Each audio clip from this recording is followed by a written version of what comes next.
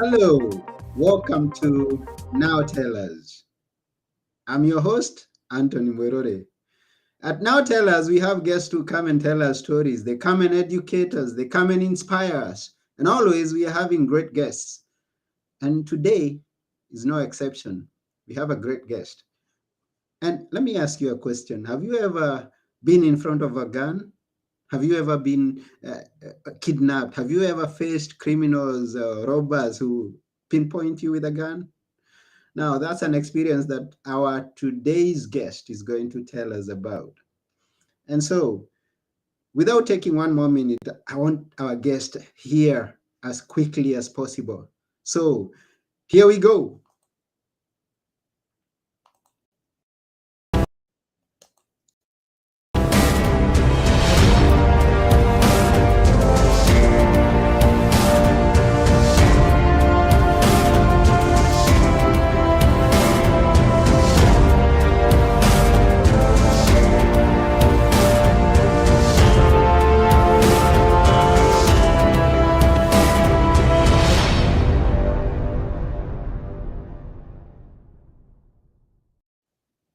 Hello, Jennifer. How are you? Hello, I'm great, thank you. Thanks.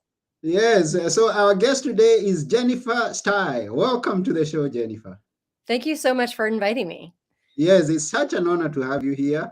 And we know that we are going to have a great time because you've got so many stories, so many stories. And who, being in your position, wouldn't have as many stories as you have? True, I do not run out of stories. Um, Yes. Not Mhm. all of which, are necessarily good things that have happened, but they are stories. Okay, so good things and bad things. And before we get started, maybe we'd love to know who is Jennifer Style? Give us, now tell us.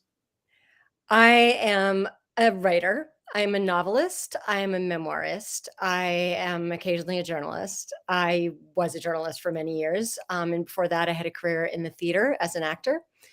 In small theaters in Seattle and New York. I have a 12-year-old daughter and a husband. And let's see, I am currently living in London, England, although my official residence is in Tashkent, Uzbekistan, which is where my family is. My husband works for the Foreign Office, and thus we are posted to Uzbekistan, but I am in London for cancer treatment, and I'm sorry if that was a little too much information all at once, but Oh, oh, yeah. It's necessary. We are here for you to tell us, and you're telling us all the information. I mean, all the information that we get at Now Tell Us is important, and we appreciate you telling us. And sorry for your position receiving treatment for cancer. It's not such a wonderful place to be, and we are wishing you strength, and we wish you a recovery. thank you. Thanks. Mhm. It's been a tough road, but things are going pretty well so far. So, Yeah, it's good to hear that stories. I mean, the story of things going well, and we wish you the best story ever from this point on. We've had many stories of that nature, and we want yours to be such a story. thank you. Now, as we look back and in your career, journalism, the many stories that you've had and the many countries that you've been to. How has it been? And which are some of the organizations you've worked with? Because I know you've traveled quite widely. Yes, I left the US in 2006, and I have not lived in the US since then. The US is where I was born and grew up and began my career, was educated, etc. But in Mhm. 2006, I had an opportunity to move to Yemen and become the editor of a newspaper there. So it was a friend of mine from high school who thought of me. He was in Yemen at the time and he was not a journalist. He didn't know how to train journalists. And so he rang me up and said, would you be willing to come to Yemen and train the journalists at the Yemen Observer newspaper? And I thought, I don't know anything about Yemen. I've never been to that part of the world. I'm not really qualified. And I can't really leave at the time I was living in New York and I didn't want to leave my job and my apartment and everything. But I said I could come for 3 weeks and do a training. So I did that. I went for 3 weeks and did a training. And at the end of that, the staff really wanted me to stay. And the owner of the newspaper asked me if I would become the editor in chief of the newspaper. And it proved too good of an opportunity to pass up because I don't think anyone in the US would have looked at my CV at the time, which did not include any sort of management experience, and thought I should be running a newspaper. And I thought, well, I'm not really qualified for this job, but if there's no one else here who is doing it, maybe I could learn something. And so I took the job running the newspaper for a year, and that's how I initially moved abroad. And while I was in Yemen, at the end of my first year, I met my husband, the man who would be my husband. He was Mhm. there working for the Foreign Office. And so he was the reason. Well, first of all, running the newspaper proved to be such an interesting experience. And my life in Yemen was so fascinating on every possible level. And I loved my reporters so much. And I loved Sana'a, the city of Sana'a, so much that I wanted the world to know about them. And so that's what inspired my first book. And I was researching my first book when I moved back to Yemen after going to the US briefly to meet with a literary agent. Mm. Um, then I came back to finish my book and eventually got together with my husband and stayed for another 3 years. So I was in Yemen for 4 years. My daughter was born while we lived in Yemen. My first book came out while we lived in Yemen. So Yemen was good to us in so many ways. But that was also where I was kidnapped. And I don't know if you want me to talk about that now or after I've talked about other countries I've lived in, but You'll come to that a bit later. You can tell us okay. about the story, other Okay. countries. Yeah. Okay. Mhm. So after Yemen, well, my daughter and I were eventually evacuated when she was only 6 months old, and we moved to Jordan so we'd be close enough to my husband that he could visit sometimes. So we were alone for 4 months, and then we were reunited in London, where we lived for a couple of years before my husband took a job with the EU. This was Mhm. back in the days when the UK was part of the EU. And my husband was on secondment with the EU and loved working for the EU. Brexit was tragic for us Mm. personally. Mhm. Um, so we went to Bolivia with his job with the EU. For He was the head of delegation for the European Union in Bolivia, and so we lived in La Paz, Bolivia, for 4 years, and that's where I had the idea for my most recent novel, Exile Music, which is about a Jewish family of musicians that escaped the Nazis and ended up in Bolivia because that was the only place that would take them in at the time. Mhm. Mhm. So there were two books before this, but that anyway, so that was Bolivia. And then we moved back to London for several years. And then my husband got a job in Uzbekistan. So that's where we were for 2019 until the pandemic hit. And then my daughter and I were evacuated and kept separated from my husband for almost a year. Mm. Um, Not our choice, but the British government, I'm sure, has its reasons. So we were in London for 5 months of the first wave of the pandemic, and then we were in France for 7 months, and then finally could go back to Tashkent. And then I was evacuated for medical reasons last November, and so I've been apart from my family for almost a year now, which has Mm. been tough on all of us, probably mostly on my daughter. But it's the way Oh, things go sometimes. that's a quite a tough situation to be in.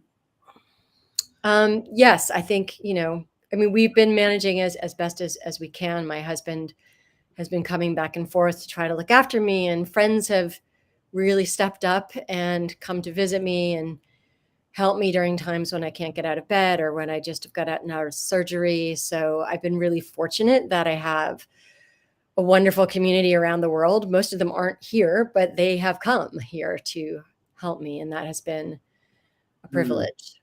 When did it all start? Did it start last year, or it started the way before last year? The When condition, your medical condition.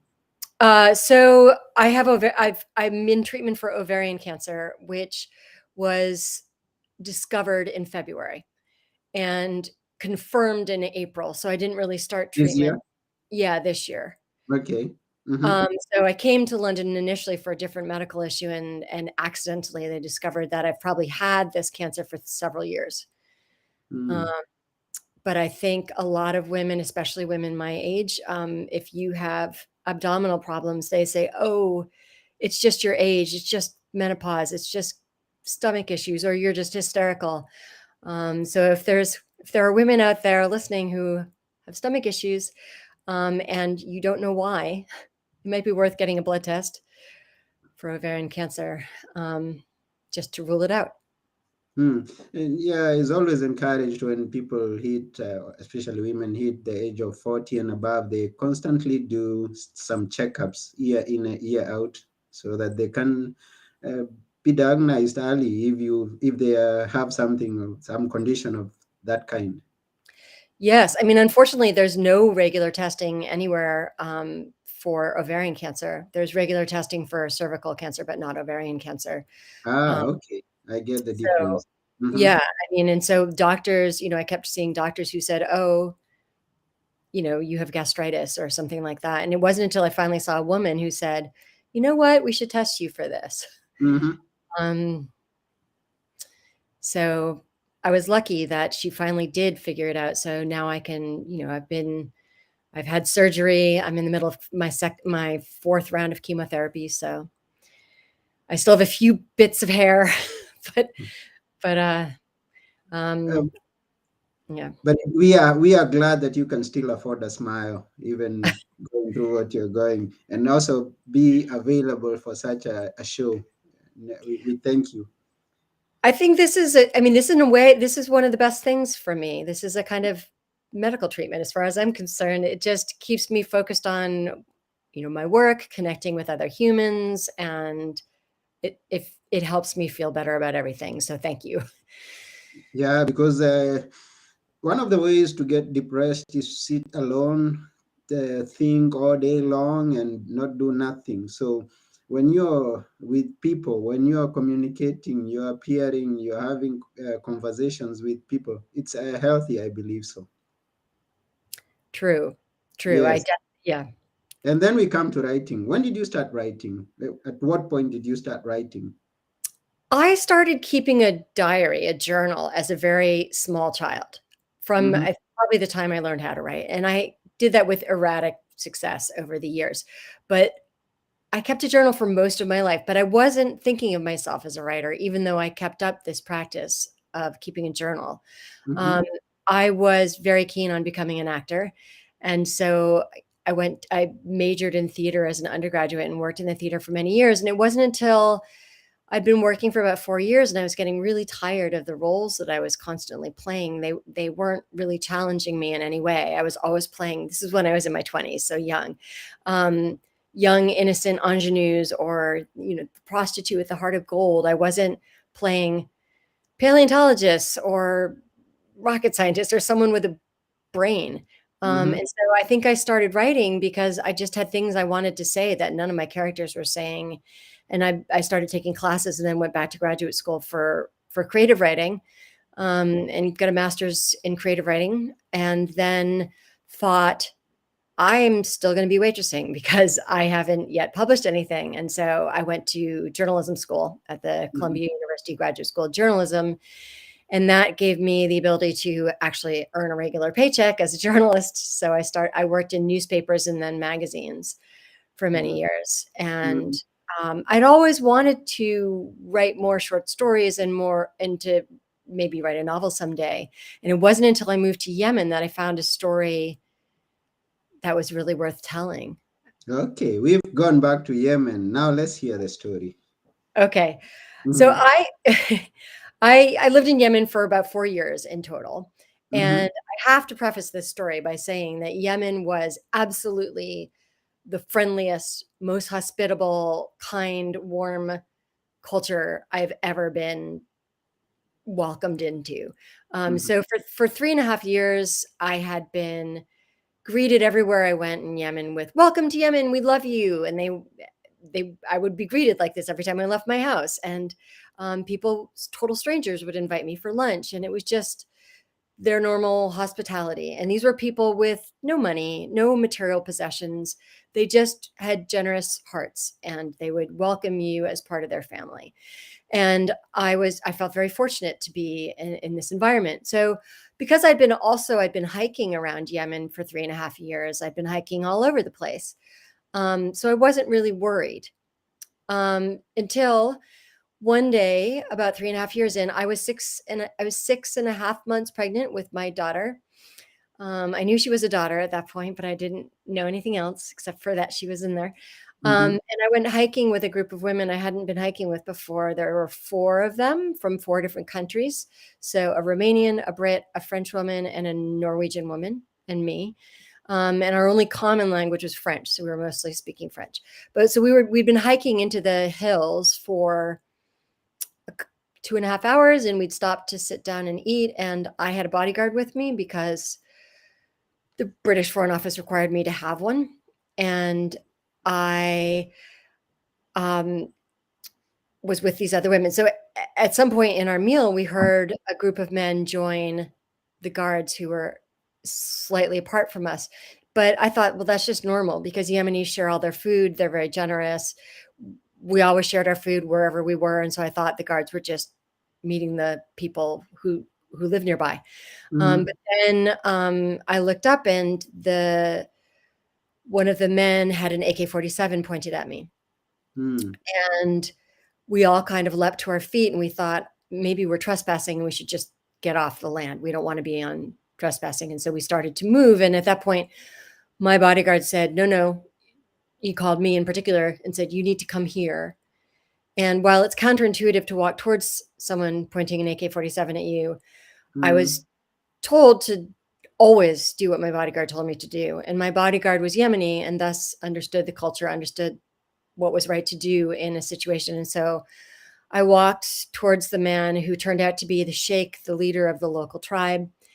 And I introduced myself. I was the only one of the five of us who could speak Arabic. And so I spoke with him and said, we're friends. We don't mean to trespass, or, we don't want a mishkla. We don't want a problem. Mm-hmm. And I think this became clear to me just looking at his eyes that he did not see me. He didn't see me as a human. He didn't see me. I didn't register as a human being or even a woman. I just think had some mental health issues. This was not, a planned attack. This was not terrorism. This was just a crazy sheikh. Mm-hmm. And he had 7 men with him who surrounded us, and they all had AK-47s. And so they had trapped us kind of on this hilltop. And all the other women were incredible. They were calm. No one cried. No one got hysterical. We were quiet. We talked. We kind of did as we told. And once it became clear that the man was not going to respond to me, my bodyguard took over the conversation. He said, this is not how we treat foreigners in Yemen. This is not how we treat women. Why are you not? Because I'd said salam alaikum, and he didn't say alaikum salam back, which, is disrespectful in Yemen and many other countries. So he was arguing with the sheikh, and then I was standing with the other women, and I began having contractions as if I were at risk of giving birth prematurely in the middle of nowhere, hours and hours from help and at gunpoint. And I thought, I can't allow this to happen. And I know this is happening because I'm panicked. And the only way I'm going to stop panicking and not lose my daughter is if I calm down.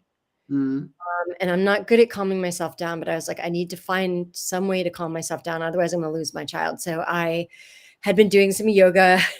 And so I practiced just breathing deeply and doing yoga breathing and talking to her and just saying, you need to stay in.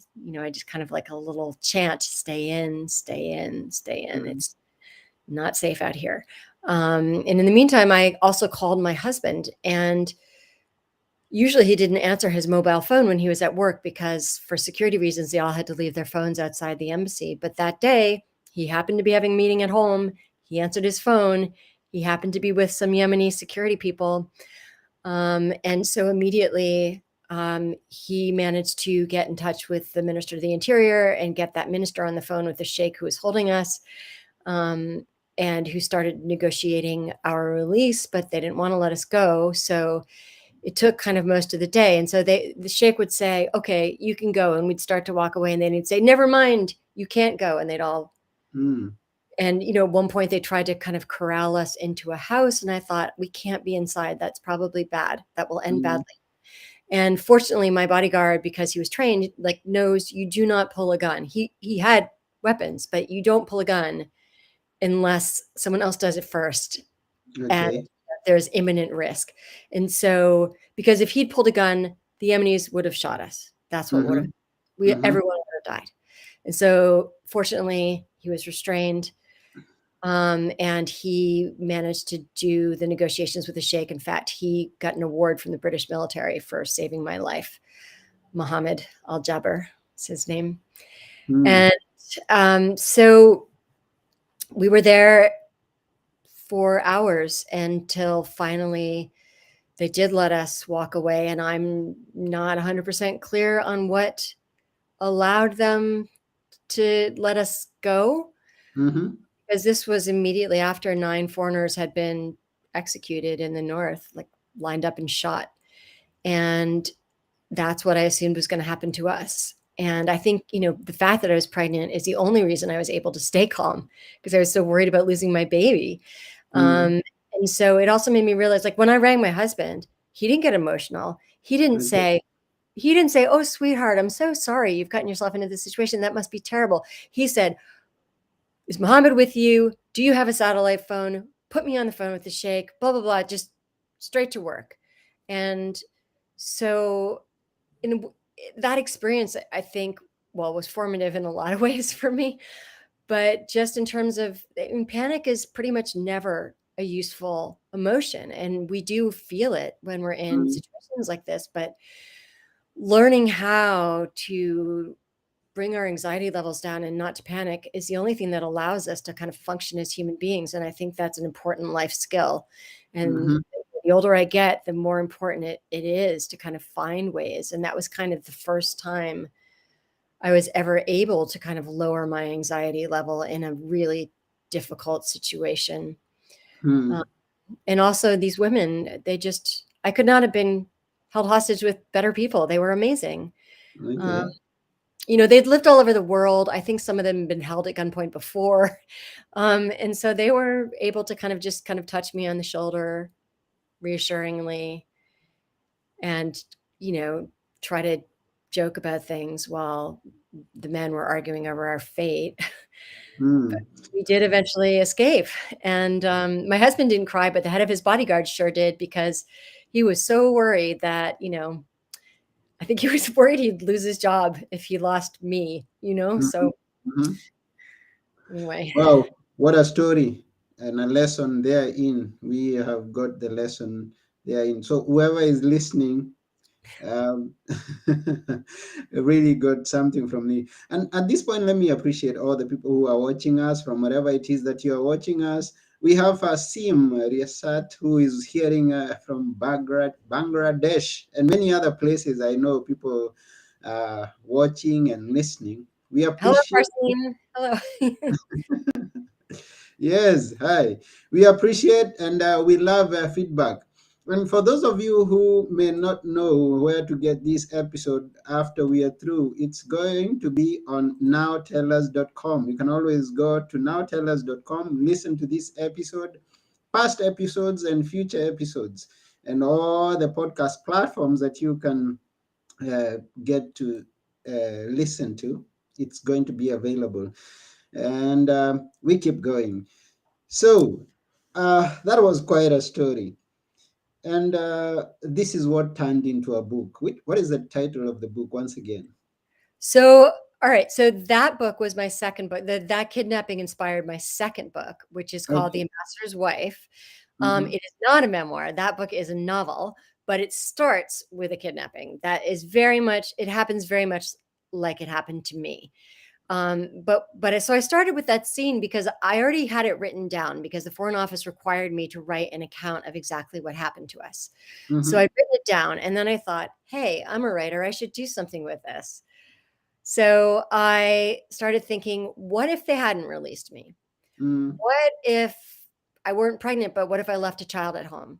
what if my husband were the ambassador and he lost his post because he was considered not impartial enough to investigate my capture?